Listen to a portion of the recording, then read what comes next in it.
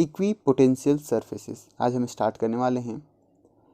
इस टॉपिक को आप नाम से ही समझो कि हम बात करने वाले हैं ऐसे सरफेसेस का जो पोटेंशियल में इक्वल हो, यानी कि एक कांस्टेंट वैल्यू हमें मिले। अगर उस सरफेस के किसी भी पॉइंट पर हम चलें तो हमें उस पॉइंट पर पोटेंशियल का कांस्टेंट वैल्यू मिले।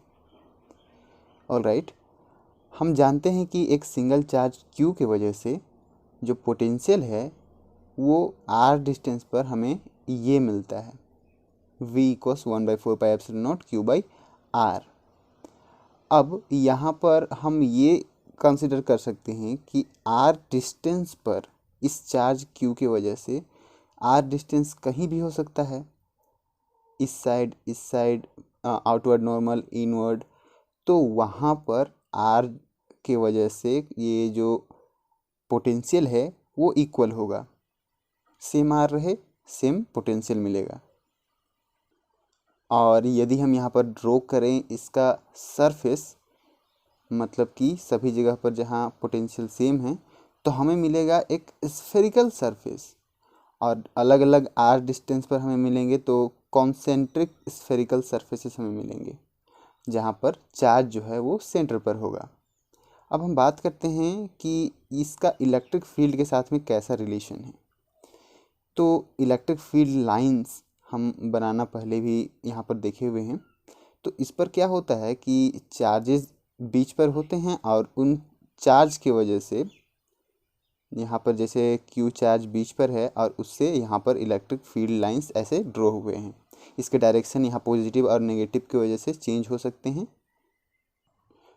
तो आप यदि इस इलेक्ट्रिक फील्ड लाइन को इक्विपोटेंशियल सरफेस से आप मैच कराओ, यानी कि इस दोनों इलेक्ट्रिक फील्ड लाइन और इक्विपोटेंशियल सरफेस को आप देखो अगर आपस में मिला करके, तो आप देखोगे कि ये दोनों जो हैं परपेंडिकुलर हैं,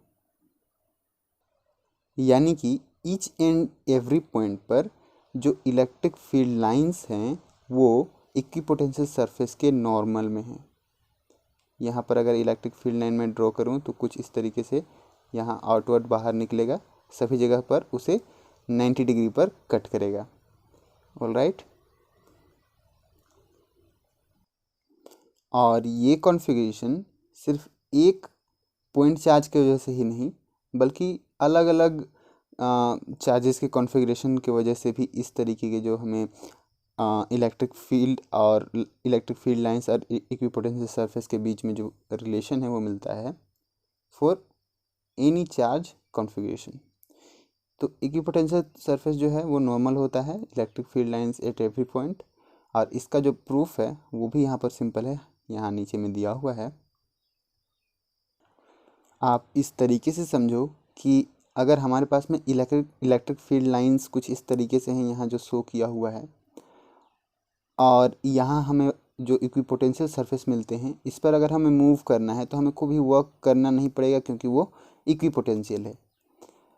अब अगर हम कुछ और तरीके से सोचें कि यहाँ हमें ये इक्विपोटेंशियल जो यहाँ सरफेस बने हुए हैं वो परपेंडिकुलर ना हो, अगर ये टेढ़ा बनता है, तो इस पॉइंट से इस पॉइंट हमें मूव करने के लिए वर्क करना पड़ेगा, जो कि टोटल कॉन्ट्राडिक्शन है जो हमारा डेफिनेशन है इक्विपोटेंशियल सरफेस का, उसका। वो क्या था कि there is no potential difference between any two points on the surface and no work is required to move a test charge on the surface.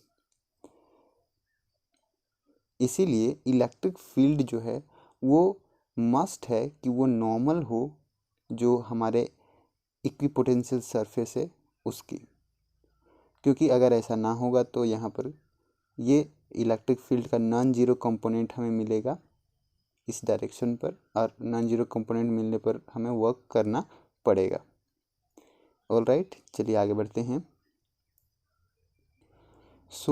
यहाँ नीचे कहता है कि इलेक्ट्रिक फील्ड अगर यूनिफॉर्म है, जैसे कि अगर एक्स एक्सिस पर यूनिफॉर्म है, तो वहाँ पर जो इक्विपोटेंशियल सरफेस बनेंगे वो बनेंगे प्लेन्स, जैसे यहाँ पर ये फिगर में शो किया हुआ है।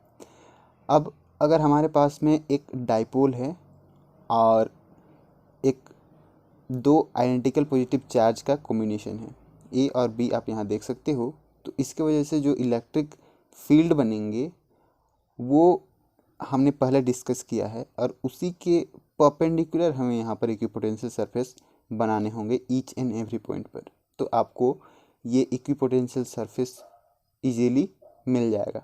तो इसीलिए सबसे पहले आपको क्या करना होगा, यहाँ पर इलेक्ट्रिक फील्ड लाइंस यहाँ ड्रॉ करने होंगे, उसके बाद में उसका परपेंडिकुलर पर आपको इक्विपोटेंशियल सरफेस ड्रॉ करना है। अगर यहाँ मैं एग्जांपल का बात करूँ तो जैसे हमने पहले देखा हुआ है कि पॉजिटिव और नेगेटिव जो है उसके वजह से यहाँ पर जो इलेक्ट्रिक फील्ड बनते हैं उसका स्ट्रेंथ यहाँ थोड़ा ज़्यादा होता है, और इस साइड में जाते हुए वो उसका जो स्ट्रेंथ है वो धीरे धीरे कम होने लगता है। तो आप देखो कि यहाँ पर हमें जो पोटेंशियल मिले वो थोड़े से यहाँ नज़दीक नज़दीक पर मिल रहे हैं, और यहाँ जो इक्विपोटेंशियल सरफेस मिल रहे हैं वो थोड़े से दूर पर मिल रहे हैं। आप यदि इलेक्ट्रिक फील्ड लाइंस यहाँ पर ड्रॉ करो तो आपको ये क्लियर हो जाएगा कुछ इस तरीके से। ऑलराइट, बढ़ते हैं हम यहाँ पर टू आइडेंटिकल पॉजिटिव चार्ज की वजह से कैसे होगा। तो यहाँ पर भी अब पहले इलेक्ट्रिक फील्ड ड्रॉ करो, इलेक्ट्रिक फील्ड लाइंस जो कि इस तरीके से यहाँ बाहर निकलते हैं। तो इससे आप देखोगे कि जहाँ जहाँ ये कट कर रहे हैं इक्विपोटेंशियल सरफेस को वहाँ पर ये नॉर्मल हैं। यहाँ आप थोड़े से अच्छे से इसे ड्रॉ करने की कोशिश करना, और यहाँ जो है सीधे बाहर निकलते हैं। ऑलराइट, अब देखिए यहाँ पर ये सभी जो हैं परपेंडिकुलर मिलेंगे। Now moving on, relation between field and potential.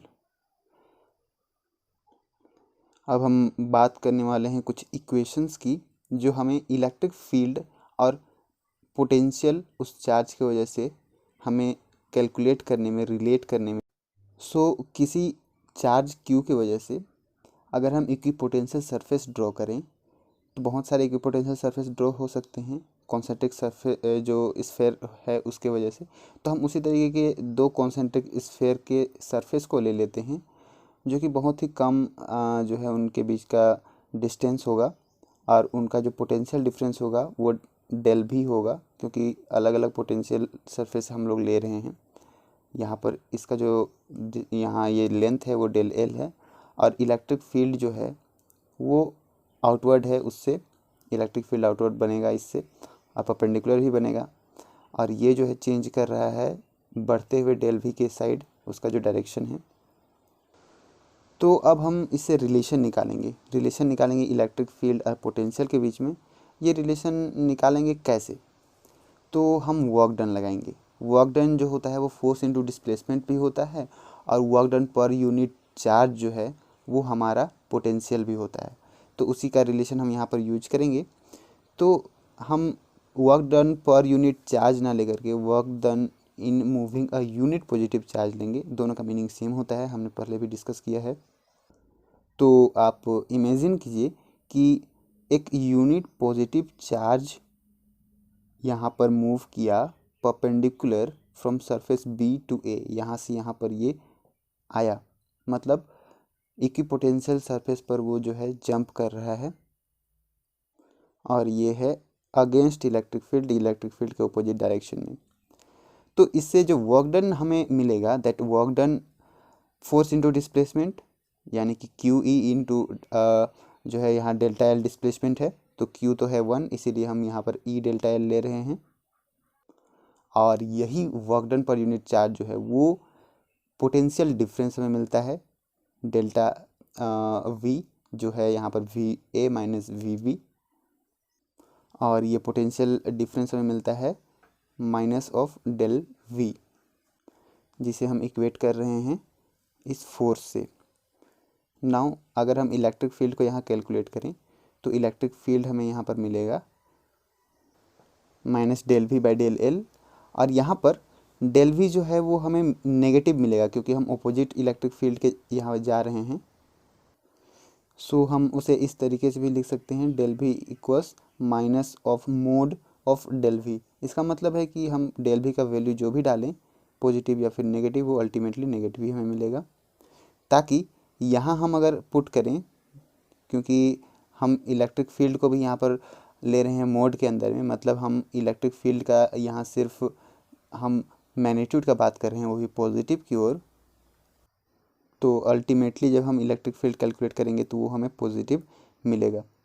यहाँ से भी हम कैलकुलेट कर सकते हैं minus del V by del L. यहाँ पर अगर हम डेल वी को नेगेटिव डाल दें तो ये नेगेटिव नेगेटिव पॉजिटिव हो जाएगा। तो अल्टीमेटली हमें जो इलेक्ट्रिक फील्ड है वो हमें मोड के फॉर्म में हम यहाँ पर ले रहे हैं, इसी की वजह से वो पॉजिटिव हमें मिलेगा। नाउ इन रिलेशन से हम ये कंक्लूजन पर पहुँचते हैं कि इलेक्ट्रिक फील्ड का जो डायरेक्शन है, जैसे हमने यहाँ पर डिस्कस किया, वो जो है डिक्रीजिंग ऑफ पोटेंशियल डिफरेंस की ओर में उसका जो डायरेक्शन है वो रहता है। यानी कि इस साइड में जो पोटेंशियल है उसे अगर इससे हम कंपेयर करें तो यहाँ पर वो पोटेंशियल कम होगा, 1/r² से भी आप यहाँ पर कह सकते हो। और जो सेकंड है कि इसका इलेक्ट्रिक फील्ड का जो मैग्नीट्यूड है उसे हम कैलकुलेट कर सकते हैं, that potential per unit displacement, जहाँ पर डिस्प्लेसमेंट इक्विपोटेंशियल सरफेस के नॉर्मल है। Now moving on to the next topic, that is potential energy of a system of charges. हमारे पास में सिस्टम ऑफ चार्जेस हैं, उनके वजह से जो है पोटेंशियल एनर्जी जो है, यहाँ पर हम डिफरेंस करना नहीं बात करके एनर्जी की बात करेंगे, वो कैसा है। सो पोटेंशियल एनर्जी या फिर पोटेंशियल कैलकुलेट करने के लिए हमने वर्क डन का सहारा लिया हुआ था। तो यहाँ पर हम उसी वर्क डन का यूज करेंगे और इसमें हम देखेंगे Q1 और Q2 को, इनके वजह से इन्हें इन्फिनिटी से किसी पॉइंट पर लाने पर हमें जो वर्क डन करना पड़ रहा है, उस वर्क डन से ही हम यहाँ पर पोटेंशियल एनर्जी कैलकुलेट करेंगे। तो सबसे पहले हम कोई पॉइंट चूज़ करते हैं, जैसे एक पॉइंट हम चूज़ कर रहे हैं P, और इस पॉइंट पर हम इन्फिनिटी से चार्जेस को लेकर के आएंगे और वर्क डन हम यहाँ पर कैलकुलेट करेंगे। तो सबसे पहले हम चार्ज Q1 को लेकर के आते हैं। चार्ज Q1 को लाने पर हमें जो वर्क डन करना पड़ेगा वो होगा 0, क्योंकि हमारे पास में कोई भी एक्सटर्नल फील्ड्स नहीं है, मतलब हम लाएंगे फ्रीली। तो यहाँ पर जो वर्क डन करना पड़ेगा, work done in bringing from Q1 from infinity to R1 is 0। तो इस P जो डिस्टेंस है उसे हम यहाँ पर किसी ओरिजिन से इसका जो पोजीशन वेक्टर है वो R1 ले लेते हैं, ताकि हमें यहाँ पर पोजीशन का पता रहे। हम जब Q2 को लाएंगे तो उसका जो पोजीशन वेक्टर हम ले लेंगे वो R2 ले लेंगे। तो अब हम यहाँ पर लेकर के आते हैं Q2 को। Q2 को लाने पर आप यहाँ पर देखोगे कि क्योंकि हमने यहाँ पर चार्ज Q1 को लेकर के पहले ही रखा हुआ है इस P पोजीशन पर, मैं यहाँ पर Q1 से इसे रिप्लेस कर देता हूँ। सो इस Q1 के वजह से यहाँ पर जो है अपना इसका एक पोटेंशियल होगा। किसी भी चार्ज की वजह से कुछ ना कुछ पोटेंशियल होता है उसके आसपास में, सराउंडिंग्स में, अभी हमने डिस्कस किया है। अब हम एक चार्ज Q2 को लेकर के आते हैं, Q2 को इन्फिनिटी से इस पॉइंट पर लाने का कोशिश करते हैं। ऐसा करने पर हमें वर्क करना पड़ेगा, क्योंकि इस Q1 के पोटेंशियल के अगेंस्ट हमें वर्क करना पड़ेगा। इसके अगेंस्ट हम यहाँ पर इस चार्ज को लेकर के आ रहे हैं, तो इस चार्ज को लेकर के आते हैं और यहाँ पर रखते हैं, जस्ट फॉर यहाँ पर हम एक कैलकुलेशन के लिए। और इसका जो पोजीशन वेक्टर है वो हम ले लेते हैं R2। तो अभी जो हमें वर्क डन करना पड़ेगा वो वर्क डन हम यहाँ इजीली कैलकुलेट कर सकते हैं, that is Q2 times the potential at R2 due to Q1। तो Q1 के पास में जो पोटेंशियल है उसी में हमें Q2 मल्टीप्लाई कर देना पड़ेगा। तो इससे हमें क्या मिलेगा, यहाँ पर वर्क डन मिल जाएगा, वर्क डन ऑन Q2। अब इसी वर्क डन से हम क्या करेंगे, पोटेंशियल एनर्जी कैलकुलेट करेंगे। सो यहाँ पर आप इस फॉर्मूला को देखिए, थोड़ा सा इस फॉर्मूला पर कंसिडर कीजिए। Q2 वर्क डन और Q2 is equal to 1/4πε0 Q1 Q2 by R12 यहाँ पर दिया हुआ है। इस 1/2 का मतलब है कि Q1 और Q2 के जो बीच का डिस्टेंस है वो R12 डिस्टेंस है, और यहाँ पर जो यहाँ पर 1P है उसका मतलब है कि इन दोनों के जो Q1 और किसी दूसरे चार्ज, क्योंकि ये पोटेंशियल है, तो एक पी पोजीशन पर उन दोनों के बीच में जो पोटेंशियल होगा वो पोटेंशियल यहाँ कैलकुलेट करने के लिए ये है। नेक्स्ट पेज पर चलते हैं। सो वर्क डन जो हमने यहाँ पर कैलकुलेट किया था वो जो है पोटेंशियल एनर्जी के रूप में उस सिस्टम में Q2 पर ये स्टोर हो जाता है, क्योंकि हम लोग यहाँ फोर्स जो है कंजर्वेटिव फोर्स के बारे में बात कर रहे हैं, तो हम इसे इस तरीके से भी इस इक्वेशन को लिख सकते हैं। तो हमें अरेंज करने में जो भी यहाँ पर एनर्जी लगाना पड़ेगा उसे हम इस तरीके से यहाँ पर कैलकुलेट करेंगे, और वो अरेंजमेंट हम लोग अल्टरनेटिव भी कर सकते हैं। पहले Q2 को ला करके फिर बाद में Q1 ला सकते हैं, या फिर पहले Q1 और Q2 को फिर बाद में, जैसे अभी हमने किया। तो दोनों ही केसेस में हमें जो पोटेंशियल मिलेंगे वो सेम मिलेंगे। अब यहाँ पर जो इक्वेशन है वो साइन सेंसिटिव है। साइन सेंसिटिव मतलब अगर Q1 Q2 दोनों पॉजिटिव हैं तो भी ये ट्रू होगा, दोनों नेगेटिव हैं तो भी ये ट्रू होगा, दोनों अगर अपोजिट चार्जेस के हैं तो भी ये ट्रू होगा। क्योंकि अगर दोनों सेम चार्जेस के हैं तो ये जो है इसका जो नेचर होगा वो रिपल्सिव होगा, यानी कि अगर ये भी पॉजिटिव और ये भी पॉजिटिव तो हमें लाने में वर्क करना पड़ेगा इस ओर, इस डायरेक्शन पर। और वहीं अगर ये दोनों अपोजिट चार्जेस के हैं तो ये तो खुद ही अट्रैक्ट करेंगे एक दूसरे को। तो जब खुद ही अट्रैक्ट करेंगे तो इससे अपोजिट में हमें वर्क करना पड़ेगा। अगर इसे इस पोजीशन से इस पोजीशन में हमें लाना है तो धीरे धीरे हम लेकर के आएंगे, स्टेडी एंड स्लो, तो हमें अपोजिट वर्क करना पड़ेगा। और इसका जो एक्सप्लेनेशन है वो इन पैराग्राफ्स में आपको मिल जाएंगे। सो Q1 Q2 जो हैं अगर पॉजिटिव हैं, यानी कि उनका जो मल्टीप्लिकेशन है वो पॉजिटिव मिलता है, दोनों सेम टाइप्स ऑफ रहेंगे, माइनस माइनस तो वो कैंसिल हो जाएंगे, तो ये जो है रिपल्सिव नेचर का होगा। और अगर ये नेगेटिव हैं यानी कि अपोजिट चार्जेस हैं तो ये अट्रैक्टिव नेचर का होगा। और जो मैंने डिस्कस किया, negative amount of work done हमें नीडेड होगा उसे उस रिवर्स पाथ पर लाने के लिए। मतलब कि वही चीज़ है, आप ये कह सकते हो कि इन्फिनिटी से जो प्रेजेंट लोकेशन है वहाँ पर लाने के लिए जो हमें वर्क करना पड़ेगा, या फिर आप इसे कह सकते हो कि नेगेटिव अमाउंट ऑफ वर्क जो है हमें यहाँ पर करना पड़ेगा from given location to infinity, हमें उसे ले जाने के लिए। दोनों का मतलब सेम ही आता है। नाउ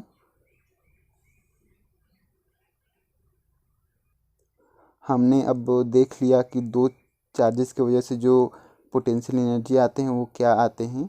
अब हम देखेंगे कि तीन चार्जेस की वजह से, अगर हमारे पास में Q1 Q2 Q3 है तो उसके वजह से ये जो चार्जेस आते हैं वो कैसे आते हैं। सो अभी तक जो हमने अभी प्रोसेस फॉलो किया है उसी को अगर हम फिर से करेंगे तो वही है कि फर्स्ट चार्ज को लाने के लिए हमें कोई वर्क नहीं करना पड़ेगा, नो वर्क इज़ रिक्वायर्ड। और नेक्स्ट को ब्रिंग करने के लिए हमें जो है यहाँ पर ये वर्क करना पड़ेगा। वर्क क्या मतलब कि पोटेंशियल में ही हम यहाँ पर अगर Q2 को मल्टीप्लाई कर दे रहे हैं तो वो हमें पोटेंशियल एनर्जी मिल जाएगा, वहाँ पर ये वर्क करना, इसे वर्क भी कहते हैं। ऑलराइट, दोनों सेम चीज़ है। अब हम जब इसे कैलकुलेट करेंगे तो क्योंकि हमारे पास में दो चार्जेस हैं उनका अपना अपना एक पोटेंशियल होगा, और नेक्स्ट लाइन में यहाँ पर उन दोनों पोटेंशियल को ऐड किया हुआ है क्योंकि इसे हम ऐड कर सकते हैं, इसका प्रॉपर्टी होता है। अब हम यहाँ थर्ड चार्ज को लेकर के आएंगे Q3 को, तो Q3 को लाने पर में यहाँ पर इसी पोटेंशियल पर हम मल्टीप्लाई कर देंगे Q3, तो हमें एनर्जी मिल जाएगा। और उसका जो एक्सप्रेशन है वो आप यहाँ पर से देख सकते हो। अब हम टोटल अगर यहाँ पर एनर्जी कैलकुलेट करें तो ये वाला एनर्जी और ये वाला एनर्जी, इन दोनों एनर्जी को हमें ऐड करना पड़ेगा। ऐड करने पर हमें जो एनर्जी का एक्सप्रेशन मिलेगा यानी कि पोटेंशियल एनर्जी का, वो यहाँ आप देख सकते हो, ये एनर्जी का एक्सप्रेशन मिलेगा। यानी कि जो एनर्जी हमें लगाना पड़ा फर्स्ट की वजह से सेकेंड लाने के लिए, उसके बाद में उसी फर्स्ट की वजह से थर्ड को लाने के लिए, उसके बाद में सेकेंड की वजह से थर्ड को लाने के लिए, सारा एनर्जी यहाँ पर जो है वो कवर हो गया है। अब यहाँ पर क्योंकि ये सभी जो हैं इलेक्ट्रोस्टैटिक फोर्स जो है कंजर्वेटिव नेचर के हैं, तो ये इंडिपेंडेंस ऑफ जो है पाथ है, पाथ के इंडिपेंडेंस है। यानी कि यहाँ पर Q3 को लाने के लिए, जैसे यहाँ Q3 है, इस Q3 को लाने के लिए हम सीधे इन्फिनिटी से ऐसे ले आएँ स्ट्रेट लाइन पर, या फिर कहीं से घूम घाम कर आराम से कहीं पर बैठ करके फिर यहाँ से फिर से यहाँ लेकर के आएँ। उसी तरीके से Q2 को भी हम कहीं पर से भी लेकर के आएँ, उसे फ़र्क नहीं पड़ता है, क्योंकि इनिशियल और फाइनल इन दोनों पोजीशन पर इसे देखना होता है कि वो जो है उनका पोजीशन क्या है, और उसी से हम यहाँ पर कैलकुलेट करते हैं इसका जो यहाँ जैसे पोजीशन फैक्टर है R12, उससे हम कैलकुलेट करते हैं। All right, so this was the